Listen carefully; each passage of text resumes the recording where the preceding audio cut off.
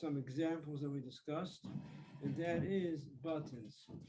Buttons that fall off your garment on Shabbos. What is it? Is it muktzah? Yeah. So if you intend to repair the button back after Shabbos, of course, so then it's not muktzah. It's just like the china closet. The china closet that the door comes off.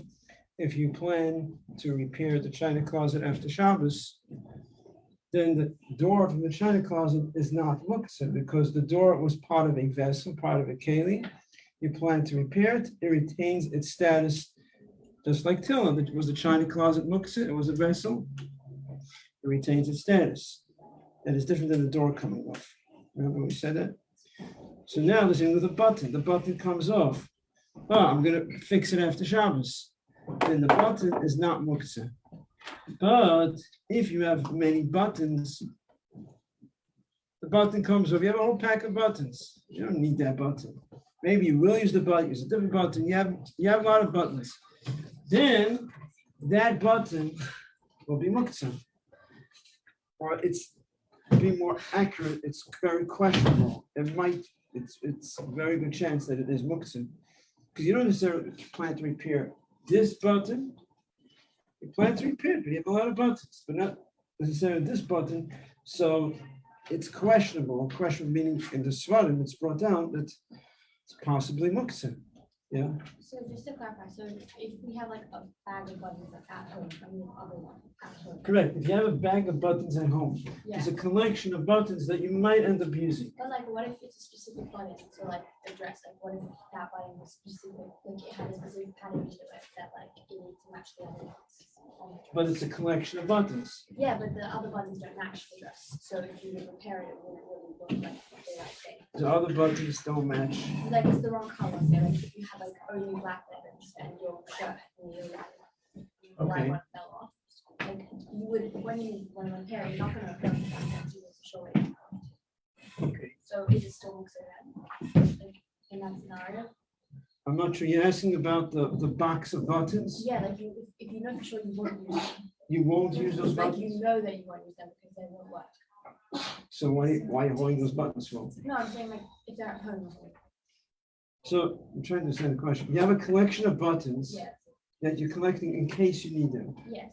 Now you're saying when some of the buttons for sure you will never use. Like if no, I'm saying that in the case of a specific button falling off of your shirt, say you're walking home. Let's say what color? A white button came off, right? Yeah, and you don't have any white buttons for some reason.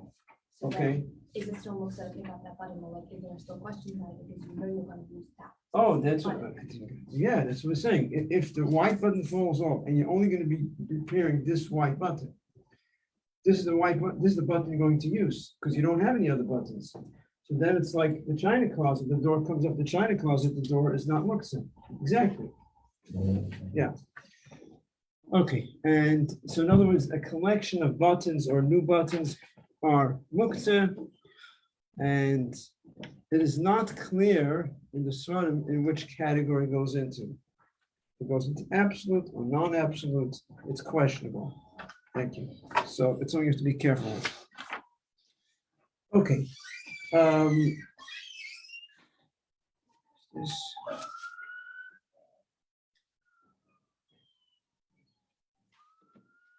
So let's focus now on the different categories of absolute muktzah. So, different examples of absolute muktzah.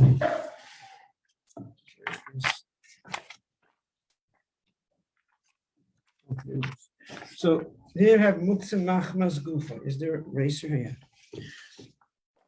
Let's finish discussing muktzah machmas gufa. Muktzah machmas gufa. I believe we discussed last time.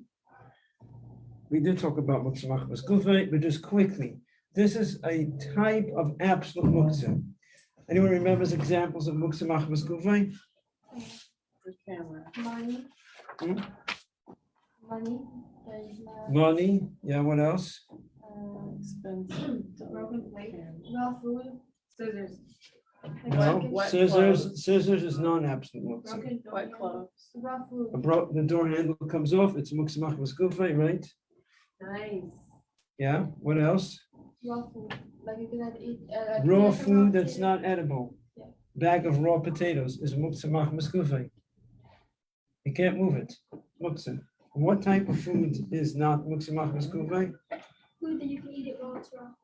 Like, Like right, Carrots. like carrots or something. right. And then there's another example, which is, what is that? Something that people don't eat raw, but you could eat raw. Raw eggs. Oh, yeah. Raw eggs is not muktzah. Even though people don't eat raw eggs, but it's not muktzah because sometimes people will eat raw eggs. So it's not muktzah. So if you refrigerate and you have raw eggs, you don't have to worry about it. But this is very practical. We mentioned it last time. You're opening the freezer, you want to get out the ice cream. Because before Shabbos, you ran to the store, you got a tub of ice cream, open the freezer, and you stuck it in somehow. And now when you open it, the ice cream is behind the raw meat or the raw chicken. Raw meat, raw chicken is muktzah. You can't move it. You could with your elbow. Okay, remember, every muktzah, every time when we talk about non-absolute muktzah, absolute muktzah, we're discussing using your hands. Using your elbow is always permitted. You're always allowed to move muktzah with your elbow. There's no issue. The only time there is an issue is when it's in a different category. For example, when we talk about using a tree, using an animal, that's different because you can't use it. So then you can't even sit on it. But anything that's just regular muktzah, you're not to use any part of your body. You can sit on it, there's no issue. Now, talking about raw meat. Raw meat, something interesting about raw meat, and that is you can have raw meat that's not going to be muktzah. Ironically, raw meat that's spoiled is not muktzah. Raw meat that's good meat is muktzah. And raw meat that's spoiled is not muktzah. Why? Yeah. Raw meat that's spoiled is There's not no use. muktzah. No use to it. You don't care if it gets like messed up. It's already messed up. Because raw meat that's spoiled, you're going to feed to dogs, feed to animals. Anything that can be fed to animals, Why would you feed animals raw, like disgusting food? spoiled meat doesn't mean there's different stages of spoiled. We don't mean the stage of spoiled was like, Worms. but you have meat that's spoiled. That's not, but animals can eat it. So you would feed it to animals. Anything that can be fed to animals, and we're talking about animals that are around, that live in the neighborhood. Doesn't matter if you own the animal or not. If there's dogs in the neighborhood, there's cats in the neighborhood, or any other pets that are commonly around. If this food or shells, or actually pits and shells, we didn't get to discuss it. We spoke about eating food, and then there's pits, peels, shells, and we said it's muktzah, right? But if animals could eat those pits and shells, animals that are in the neighborhood, there are people who have those animals, even though you don't own that animal, but it's common that these animals are in the neighborhood, then these pits, shells, peels will not be muktzah. And the same is also with the spoiled meat. The spoiled meat, you could feed to animal, to dogs. It's not muktzah. But the good meat that's raw, could animals eat that? No, I'm confusing you, right? Animals can eat them, no? Animals could eat. Animals could also eat good meat that's I think raw. you just give them regular one. But you're not going to give it to them. It's not considered for animals. It's not considered for animal use because you will not give good meat to the animal. What if you have like turkey specifically for the animal? Today for meat, yes. So if you have non-kosher meat, yes, then it won't be muktzah because you would give today for meat to the animal. So the kosher meat is muktzah. The today for meat is not muktzah because you give it to the animal. Okay. Spoke about the broken dishes. Okay. Torn shoelaces, they're all absolute. Yeah. Aren't you not supposed to feed animals that aren't your own? Ooh, We're not saying that you're going to feed it to them because it's able to be fed, because they could eat it. You're asking it's a good point. You're not to feed animals that aren't yours. So why do we say it's not muktzah? Because it could be eaten by animals, but you can't feed it to them. It doesn't matter that you can't feed it to them. The owner could theoretically come pick it up from you and feed it to them. Right, there's no And there's no native, it doesn't matter, but potentially there could be a native. Doesn't matter.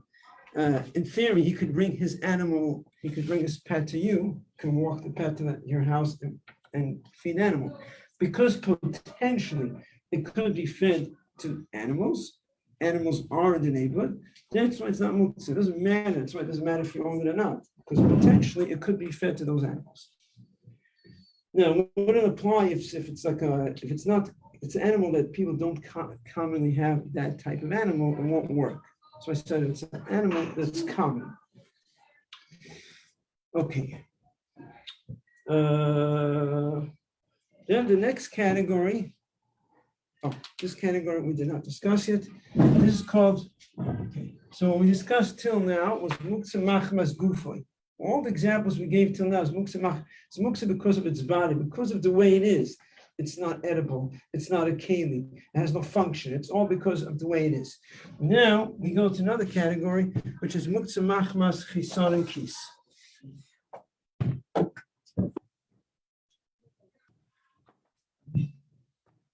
Muktzah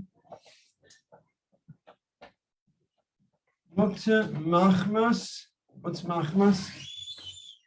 Because of chisarim. What's chisarim? Chisarim means lacking. We translate as absence, lacking, missing, depending on the context. But there means machmas chisarim kis, because of a loss. It's another word for chisarim, a loss. Kis means pocket, a loss in the pocket. That means a loss in the pocket. Yeah, okay. So machmas chisarim kis, because of chisarim kis. For example, if you have something, we gave an example, we did mention a very expensive camera. Expensive camera is not muktzah machmas gufay because it's a functional item. A regular camera, a regular phone is not going to be a muktzah. It's usable. A regular camera, I don't know if people have cameras these days anymore, but a regular camera is not muktzah because it's not absolute muktzah because it has a function. It's non-absolute muktzah. But when it's very expensive and you're very particular about it, you don't want anyone touching it. It's very delicate. I cannot use children play with it, hold it, and take pictures. It's a very delicate item. Then it becomes muktzah machmas chisarim kis, and it becomes absolute muktzah. Another example would be if you have merchandise for sale. You have a store, let's say in your basement, and just being, if it's a regular store, you're not going to go there anyways, but it's in your basement and you have products there for sale, not muktzah products, clothing, whatever, and you're going to be very particular with your children, that they should not, take out the dress and put it on and see how it looks. You want to be able to sell it. They're going to mess with it. They're going to bend it. It's going to get damaged. It's not going to be, the box is going to be opened up or whatever, depending on whatever the item is. You don't want them touching it. That's muktzah machmas chisarim kis. It's absolute muktzah. Even though it's just a garment, it's an object that's not muktzah, but it's for sale, and you don't want anyone touching it. You want to be able to sell this product. You don't want anyone opening up the box, taking it out. Then someone comes and I don't want to take a different one because they see the box was messed with. Another example is if you bought an item and you want to return it. You want to return, get your money back, get credit. Very particular about it. Anyone is going to, someone's going to tamper with it, you're going to come and bring it back to the store, they look at it. It's not in good condition anymore. It was bent, it was opened, it was this, it was that. It's a loss. Yeah, so it becomes absolute muktzah. You're not saying every single item that you plan to return will be in the category. I think usually it is. I'm defining what it's the criteria for it. Something that's a item that if you use it, you touch it, you don't want anyone touching it. You want to be able to return the item and get your money back. The knife of a mile for bris is absolute muktzah. Yeah, I know. I have the What if he has to do a bris on Shabbos? I know. No, that's not for sure that he's allowed to use it. Then it's not muktzah. The question is, why is it absolute muktzah if you're allowed to do a bris on Shabbos? I don't know. I could never find an explanation for this. If you have like a really expensive pocket knife, it's also outside. Why if it's expensive? It's not the expense, it's because it's delicate. We said a car is also expensive. It has to do with how delicate it is, how particular. Because it's such an item, you're very particular about it. You don't want anyone touching it. Knife also.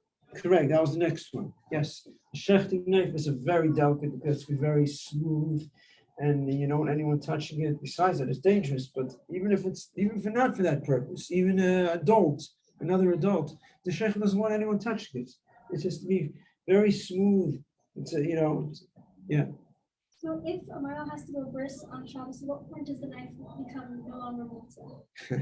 Is it like when he schedules the bris, when he picks it up for the bris? When he's done using it. When he's done using it. So wait, so while the bris is happening, he's moving muktzah? Oh. It's not muktzah for that. Like, when does it become not muktzah? The question, can you ask him a good question? The question is it that it's not muktzah? It could be that it is muktzah, even when he's doing it, but we allow him to do it because you're allowed to do bris on Shabbos. Are you allowed to cause bleeding on Shabbos? No, but you're allowed to do a bris on Shabbos. So it could be it's the same idea. It's muktzah, but just like you're allowed to do a bris even though it causes bleeding, you're allowed to use the knife even though it's muktzah. So I don't know if the way it works is that we say now it's not muktzah. I don't know how the logic works. Like the whole bris is a mitzvah, right? Like correct. It's the point. Like it's a mitzvah. Like so he's allowed, right? So he's doing a mitzvah. So how can he be doing a mitzvah and also transgressing a mitzvah at the same time? Like so I'm asking a question: how could you do a bris and do a mitzvah when on Shabbos you're not allowed to cause bleeding? Because the mitzvah takes precedence over. The mitzvah takes over. The Torah teaches us that you're allowed to do the bris and Shabbos, and it's a mitzvah doing Shabbos, just like you bring sacrifice to the base of mikdash. It's the same idea.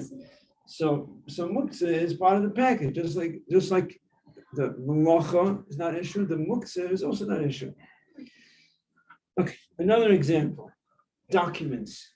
You have a passport, you have a license, driver's license. It's all muktzah machmas chisaron kis. These are delicate items. You're not going to use it for, use it to prop up your safe or use it as a bookmark. You don't want anyone touching it and using it for anything else. These are absolute muktzah. Blank paper. You have a pack of blank paper sitting by the computer. It's absolute muktzah. It's more muktzah than the pen that you're writing with. The blank piece of paper is in the category, it's actually in two categories. It's in category muktzah machmas gufay and muktzah machson kis. It's in both categories. It's not a vessel in itself. It has no use for itself. It's like let me ask you, nails, screws for construction. What category is that? Muktzah machmas gufay. It's absolute muktzah. It's not a keli, it's not a vessel. It could be used, you can make something out of it, you can use it and build something with it. But the way it's now, it's raw material. A blank piece of paper is viewed as a raw piece of material because the paper itself, you could do something with it. You could write in it. Yeah, just like you take a screw and you could use it to fix something. You could use a nail, but you could use construction material, raw material to build with it. But right now it's not a vessel. So a piece of paper is absolute muktzah. But you could lean your safer against the proper paper. Can you? Could you lean your safer against absolute muktzah? I don't understand why paper is absolute muktzah. Like, what is it doing? But it's also like you make it. It has no function. It has no function itself. So everything you touch on Shabbos is have a function. Not everything. I don't get it. Rocks. It's just paper. It's not anything that's not a keli is absolute muktzah. Meaning keli, which literally means vessel, means has a designed use. It has a function. It's made into something. What if Yeah. you need to like funnel something? Huh? What if you need to like funnel something and you just like roll up the paper to make it into a funnel? Like if you need to get some into like a jar. It's muktzah. Just like rocks in the street, rocks, twigs outside of the street is absolute muktzah. If it's not a vessel, even though you could use it for something, potentially you could use it for something, right? You could use a rock also.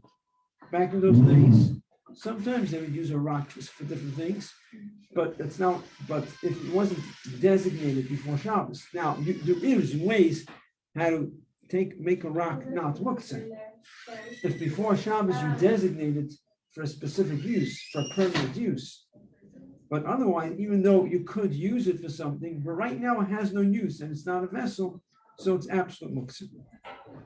Oh, so he asked the question, so could you put a sefer on it? Just a general question. Absolute muktzah. Could I put something on absolute muktzah? Question is, are you going to be moving the muktzah? If you put it you need its place, like if there's a pack of paper on your table, could you move it? with your elbow, the absolute muktzah can't be moved. Absolute muktzah cannot be moved at all with your hand. You can move with your body. Now, as you could you put muktzah on could you put an item on an absolute muktzah item? And when you put it on the absolute muktzah item, the item will move, the muktzah item will move a little bit. That we'll get to. We'll get to that. It's like, could you, if there's muktzah on the table, could I, this is pushka's real muktzah. So could I move the table? No. So we're going to talk about it. We're going to get to it. What could you call it? Generally, the answer is no, but there are situations that you could, which will come after we finish all the categories. We'll get into that. What did you say about candles? That once they're already, I know we talked about it, but I just forgot. Once they're already lit, you can't, they're muktzah, but if they're like not lit candles, then they're fine. Correct. Lit candles are absolute muktzah. Lit candles that were burning when Shabbos came in, which is usually the case. In theory, you can have a guy lighting a candle, but the candles were lit when Shabbos came in, and then they were extinguished. The candles, the candelabra, there's no candles left. The light that remains muktzah. Candles that were not lit this Shabbos, you have a box of candles, is not absolute muktzah. It's non-absolute muktzah. It's So like you can move with your hands, it's you move your hands for what purpose? or if you needed space, or you If you need the space, a box of matches left on the table. You need the space, you want to set the table. It could also be an issue of danger. When it's sakana, depending what age children you have, then of course you can move. Anything that's sakana, we allow you to move. If something breaks, Rabbi said, if glass breaks on the floor, glass is real muktzah. A glass that breaks, a tray that breaks into pieces is real muktzah. You're allowed to move it if someone could get hurt. it's real muktzah because it has no use. It has no use. It's like rocks, stones, paper. There's no function. It's like construction material. Okay. So this is pretty much basically documents. I gave an example of some documents. It could be other documents. People have for important documents that you keep in a safe, or you don't leave it around. You don't want anyone using it, or using it to prop up something. You want to make sure it doesn't get lost. Any important document will become real muktzah, absolute muktzah. There's another category, muktzah machmas mitzvah. It sounds strange when you hear the category at first. It's muktzah because of mitzvah. Muktzah because of mitzvah. Because it's a mitzvah, it's muktzah. Like it's a mitzvah. Why would it be muktzah if it's a mitzvah, right? So what does it mean? It's muktzah because it's a mitzvah. Well, something that's designated for mitzvah, you're not allowed to use for anything else.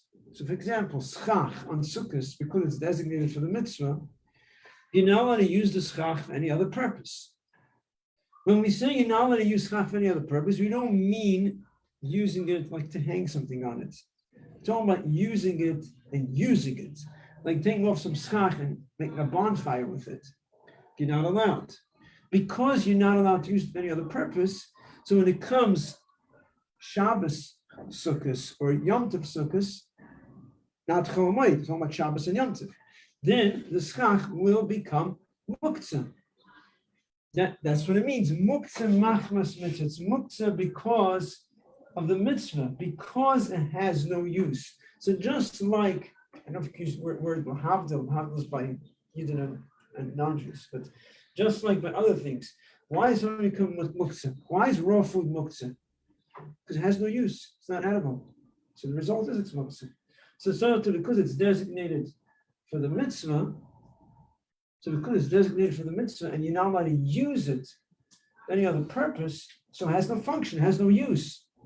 Because it has no use, comes Shabbos and Yom Tov from Sukkot, we say this is muktzah. So it's muktzah machmas mitzvah. It's muktzah because it's designated for the mitzvah. Yes. On Yom Tov, the only things that change are carrying and cooking, right? Is there other stuff that changes? Like all this mixes still applies to Yom Tov? Asking a very good, very, very broad question, which I don't know if I can answer the whole thing now. Generally, yes. If the malachas change, the muktzah change, because the muktzah goes according to the, for example, raw food is muktzah on Shabbos. Now, in Yom Tov, because you're allowed to cook in Yom Tov, right?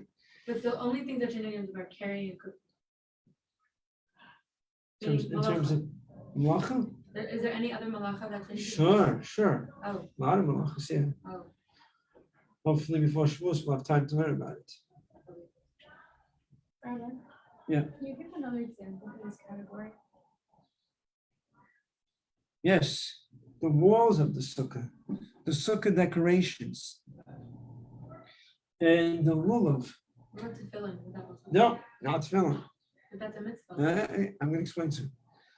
So you got this? The sukkah decorations, those who put on sukkah decorations. The lulav, not the esrog. The lulav on sukkahs, Shabbos, Yom Tov, obviously.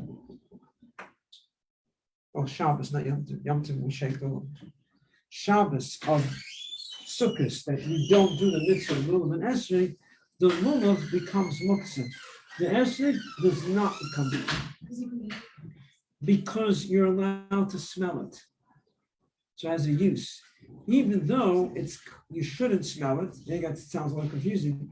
You really should not smell the esrog on sukkahs because it's questionable about the bracha. I'm not going to go into that. But because halachically you're allowed to smell it, so the esrog has a use. So the esrog is not going to be muktzah.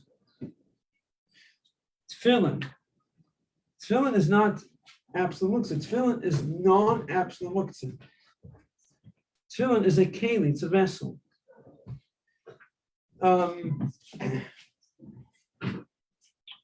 Why is tefillin non-absolute muktzah? Because there's no mitzvah to put on tefillin on Shabbos. You're not even allowed to put tefillin on Shabbos. If you're putting it for the purpose of a mitzvah, you're not allowed because you're not allowed to add on to the mitzvahs. There's no mitzvah to put tefillin on Shabbos. So the category of tefillin is actually keli shemalachte le'isur. It's a keli, it's a vessel. Something that's a vessel will not become absolute muktzah. Well, that's a very delicate item. Doesn't apply to tefillin. So tefillin is ironically called keli shemalachte le'isur. A keli, what does it mean shemalachte le'isur? That its designated use is for a prohibited purpose. Like a hammer is a keli shemalachte le'isur. Why? Because what's a hammer meant for? To build, which you're not allowed to do on Shabbos. A tefillin is a keli shemalachte le'isur. What is a tefillin meant for? It's meant to put it on to do the mitzvah. And it's prohibited to do that on Shabbos. It's prohibited for men to put tefillin on Shabbos if they're putting it on for whatever it's meant for. If they're putting it on for the purpose of the mitzvah, it's an isur, it's prohibited because you're adding on to the mitzvahs. So that's why it's non-absolute mitzvah. Yeah? What about a kaira? Kaira? Is that what it's called? I don't know. Yeah. I know you said it right, but I'm not sure what the question is. The kaira that I don't holds. know. On It's like- Pesach, Right, that's used for a mitzvah, but we don't need that on Shabbos.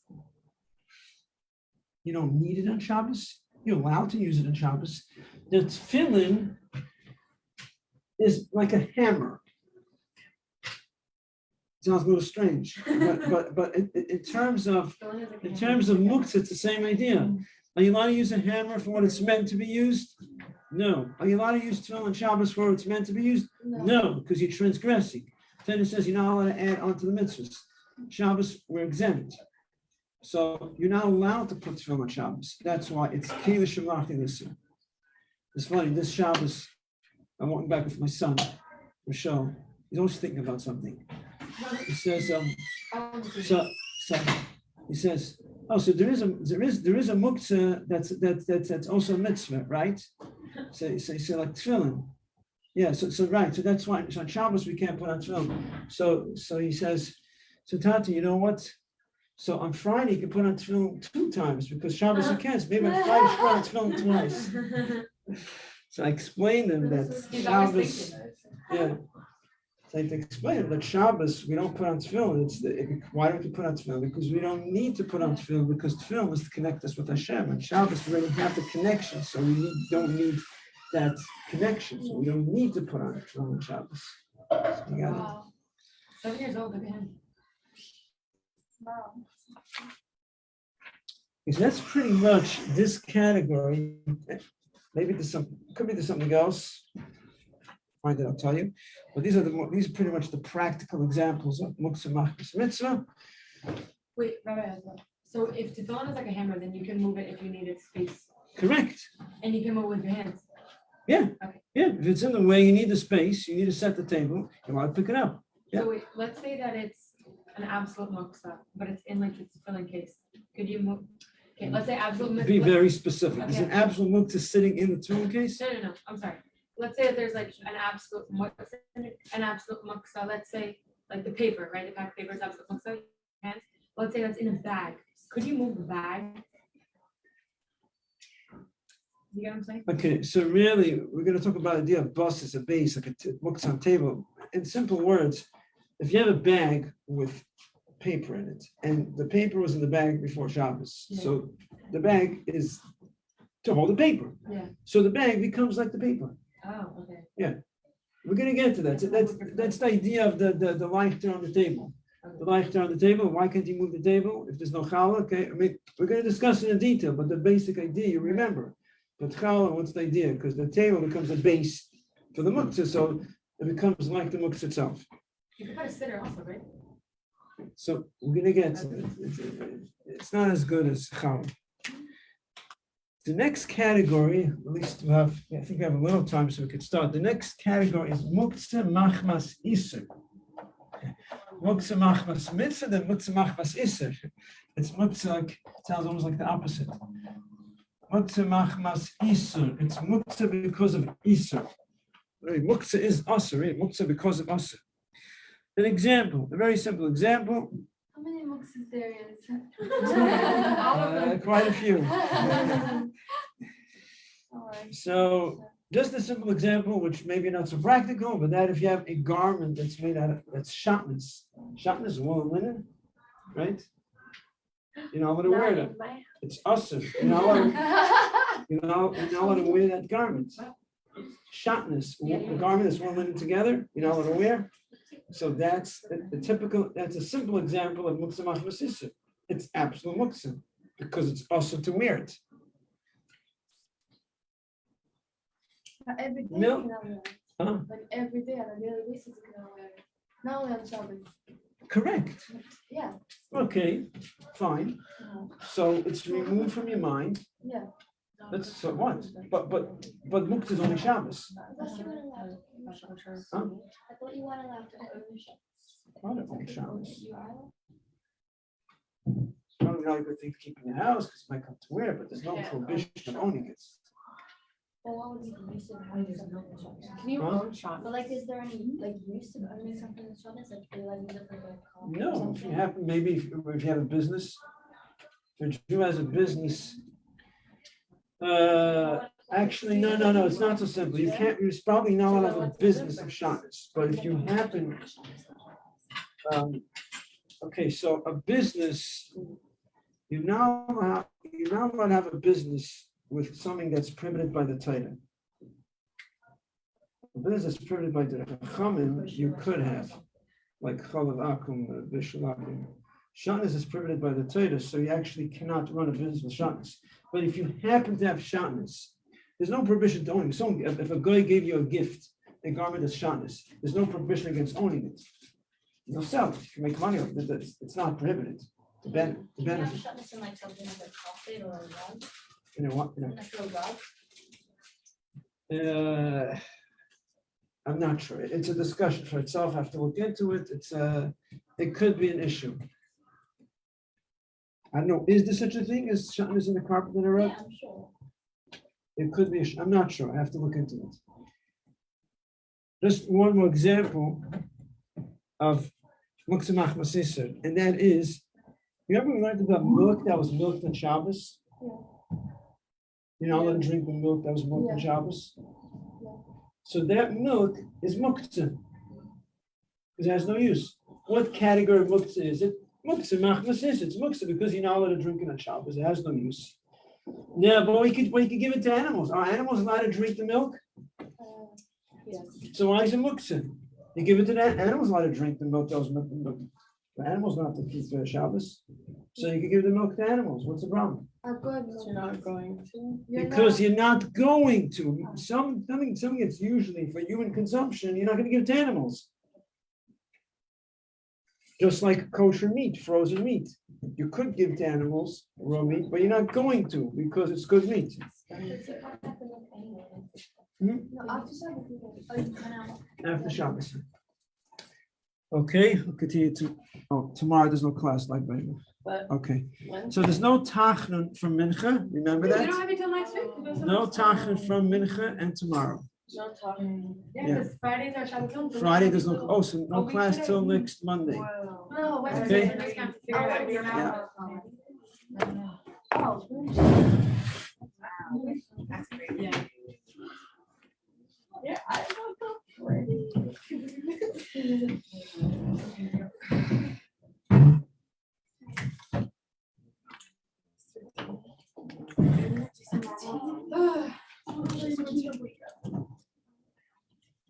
Wait, is this normal? Oh my gosh, this is Almond milk? Almond tea, Israeli almond tea is very good. No, then you put milk in it. And No, you it's can not snap the almond it. milk and the almond tea. No, it sounds barbaric. It's Okay, I will say. That's like cannibalism. That's like dipping an apple. No, you know what is There has to be cannibalism? a On Shabbos, Yeah. some eating a chicken wing.